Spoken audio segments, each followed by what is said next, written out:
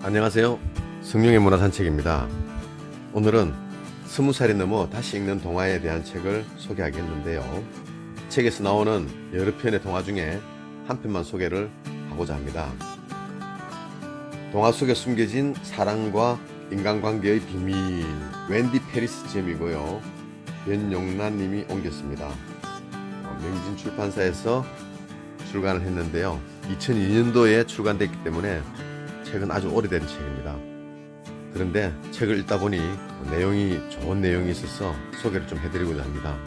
이 책은 어릴 적에 읽었던 동화와 20살이 넘어서 읽었을 때의 그 동화의 느낌을 다르게 각색해서 현실에 맞게끔 또 성인의 삶에 비추어서 다시 한 번 더 지혜를 전하고자 하는 그런 책입니다. 많은 사람들이 어릴 적 꿈꿔왔던 동화 속 주인공은 어른이 되면 고루하고 단지 동경 속의 꿈이었다는 생각에 헛웃음을 지은 적이 있을 겁니다. 하지만 동화에는 세월이 지나도 녹슬지 않는 인생의 진리가 담겨 있습니다. 그것은 살아가면서 절대 놓치지 말아야 할 보석과 같은 것이고, 그 보석을 다시금 쥐기 위해서 우리는 20살이 넘어 다시 동화를 읽어야 한다라고 저자는 말하고 있습니다. 그럼 동화 한 편을 소개하겠는데요. 여러분들이 잘 알고 계신 신데렐라라는 동화입니다. 당신이 원하신다면 기꺼이 따라가지요 하는 부제목이 달려있네요. 그럼 동화 속으로 한번 들어가 보겠습니다. 예쁘고 마음씨 고운 신데렐라는 아버지가 돌아가시자 졸지에 하녀 신세로 전락했다.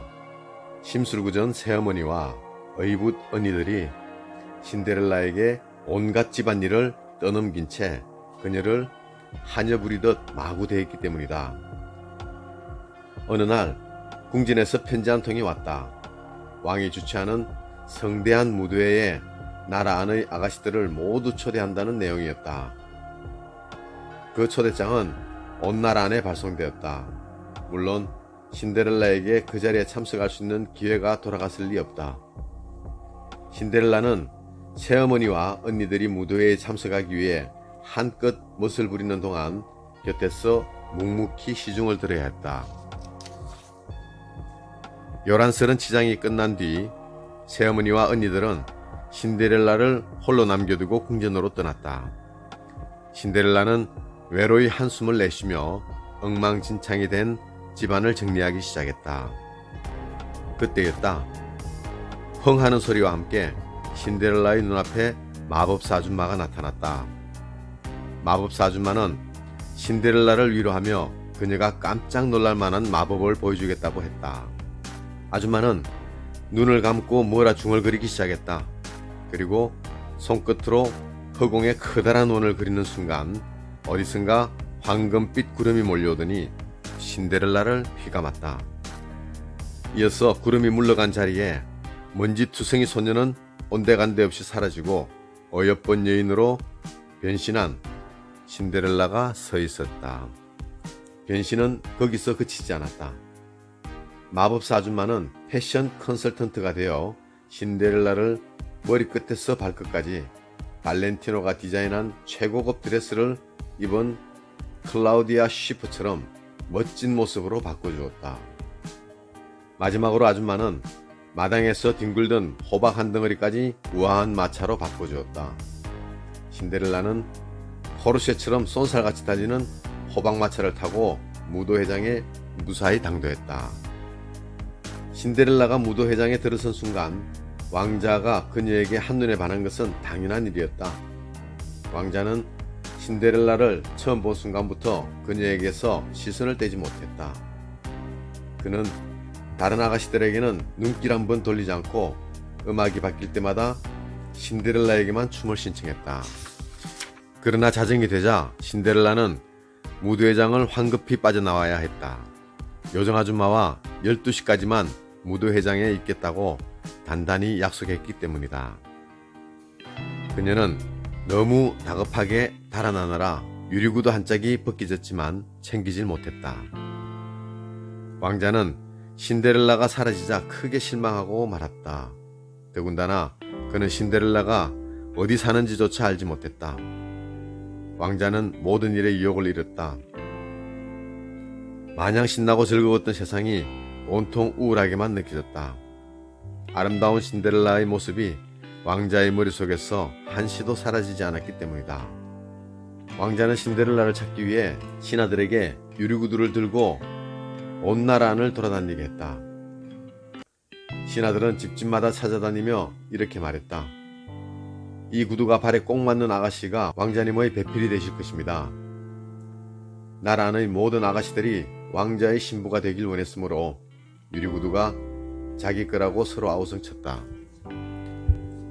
물론 그 가운데 유리구두가 발에 맞는 아가씨는 단 한 명도 없었다.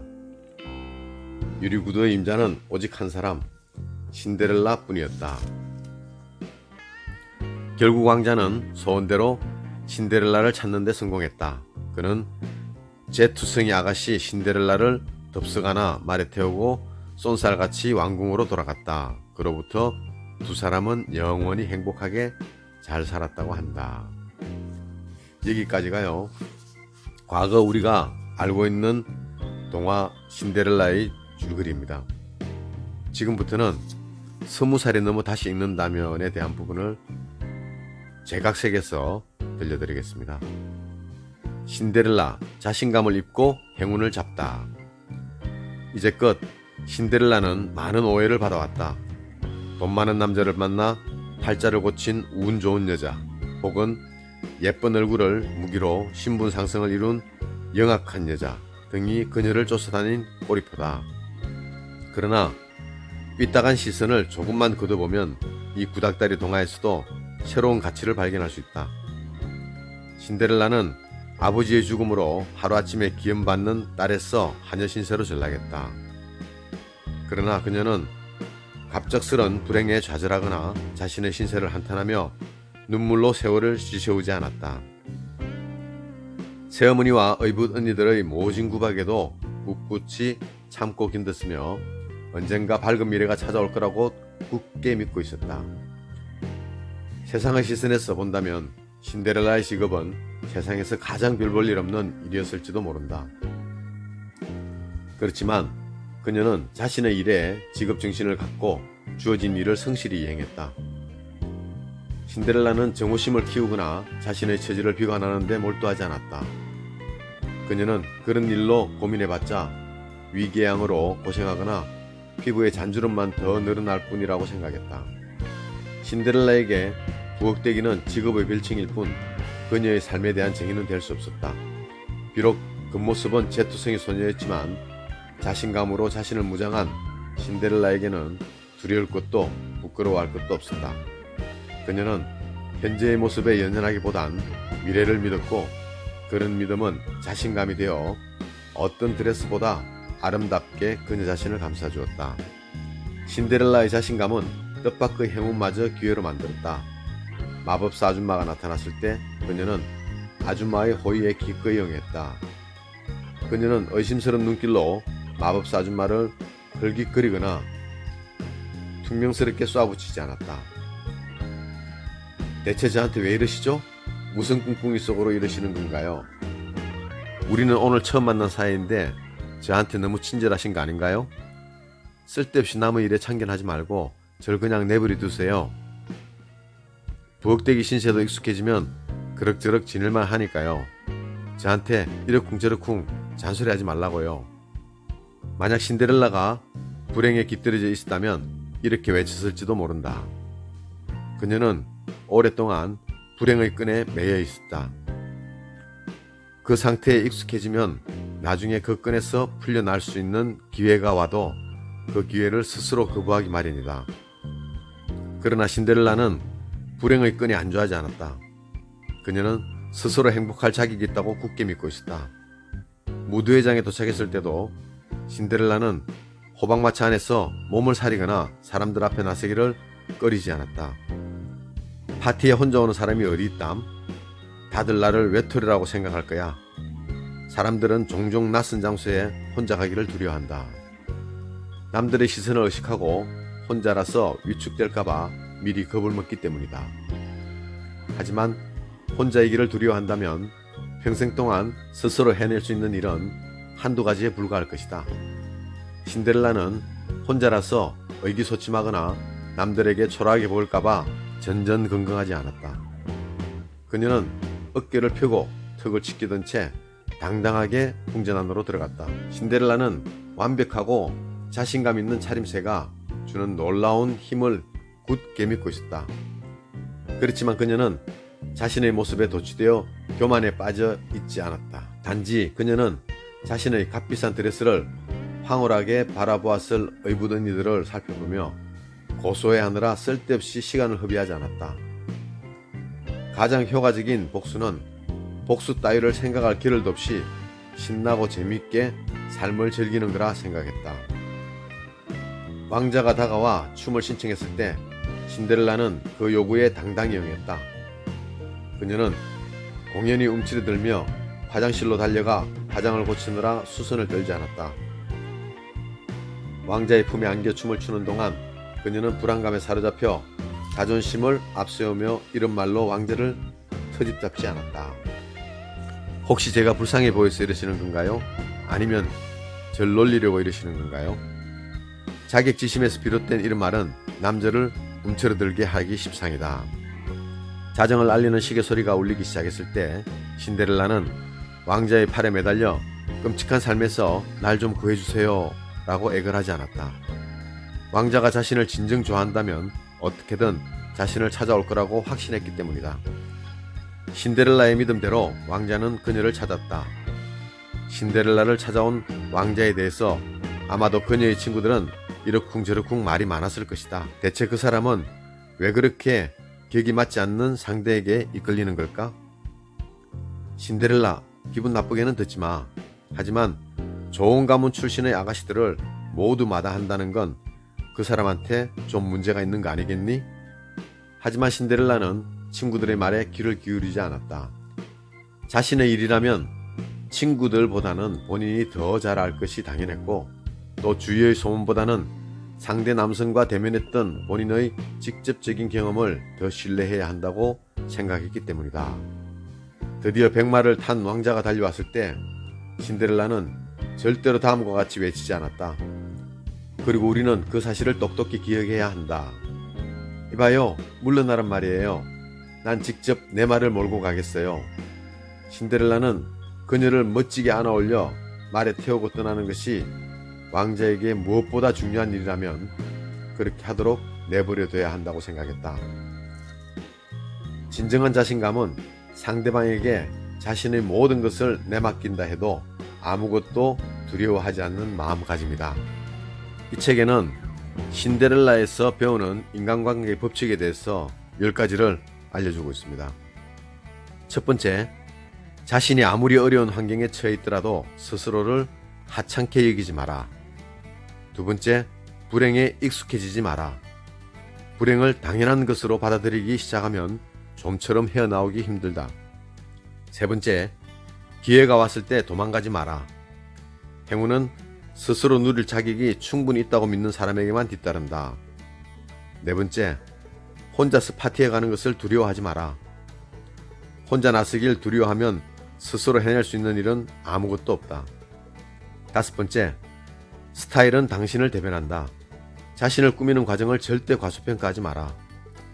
여섯 번째, 과거에 모욕당한 일을 복수하기 위해 이를 갈기보다는 현재 당신에게 주어진 상황 안에서 행복을 찾는 데 집중하라. 일곱 번째, 자신에 대한 불안감과 불만 때문에 공연히 다른 사람을 비난하지 마라. 자격지심은 호의를 갖고 다가오는 사람들까지 가로막는다.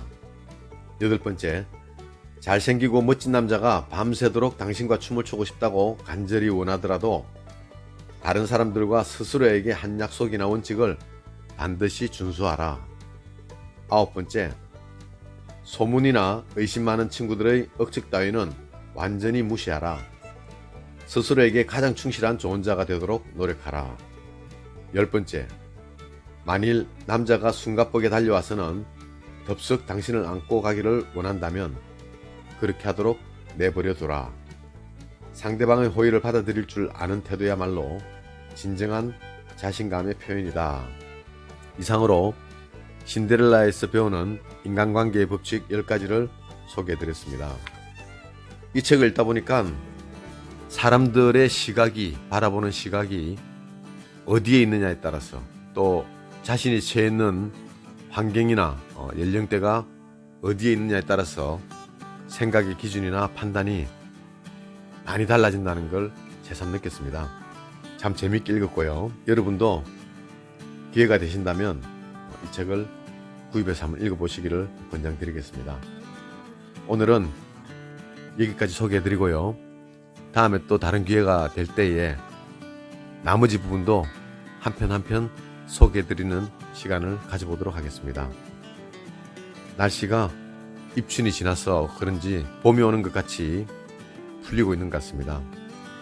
추운 겨울과 코로나 바이러스가 빨리 지나가기를 바라면서 따뜻한 봄날과 청정한 대한민국이 하루빨리 돌아오기를 기대합니다.